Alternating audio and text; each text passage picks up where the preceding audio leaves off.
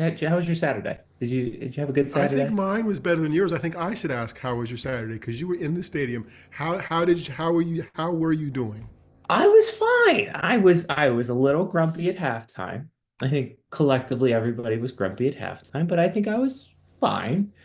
Um, I've seen that movie enough times to kind of know how usually that goes, and it went the way that I thought it would go. Now, did I think it was going to go that way from the get-go? No, absolutely not.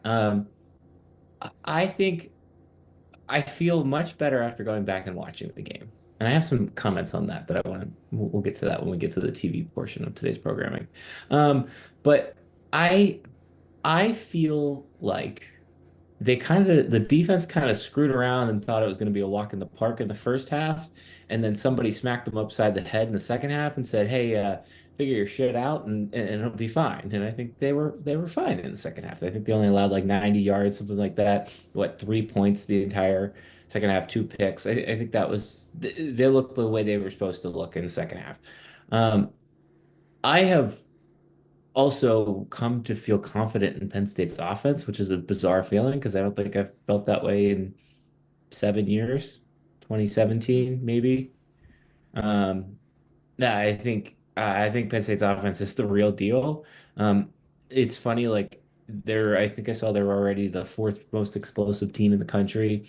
If we want to kind of, continue to tout that metric and that mark. But I think what also is interesting is like everybody's kind of complaining about the third down percentage, but like they don't really aren't getting the third down very often, so it's not that terrible. Like I'm not that concerned about it yet. Um, so I think that's about where I'm at with Saturday's Penn State football performance. I thought Drew had a good game.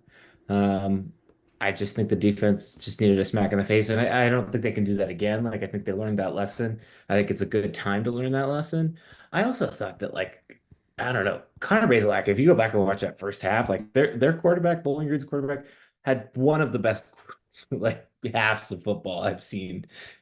Like there's a couple Yeah, he's a good throws that you're player. like, how did you get this off? Type thing. So yeah, that's about how I feel. How do you Okay. feel? Well, I ended up watching more of the game than I thought I was going to watch because I thought the most competitive game at noon, silly me, might be Texas Michigan. Turns out not the It's case. not. So I watched more of Penn State, and yeah, I mean, I wasn't concerned.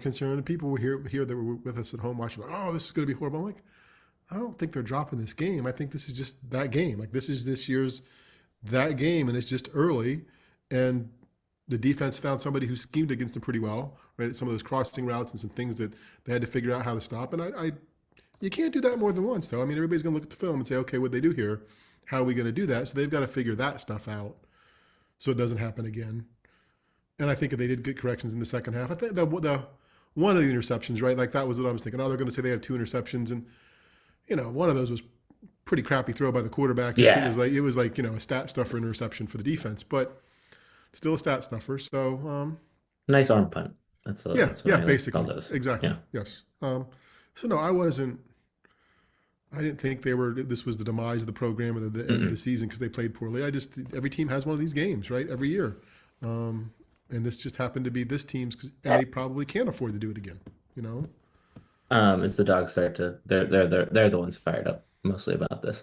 My other thought there is I think one of the things that maybe in the James Franklin era that I will give James Franklin probably doesn't get enough credit on is like halftime adjustments. He's always generally a better second half coach than he is a first half coach in situations like that. And I think you saw that.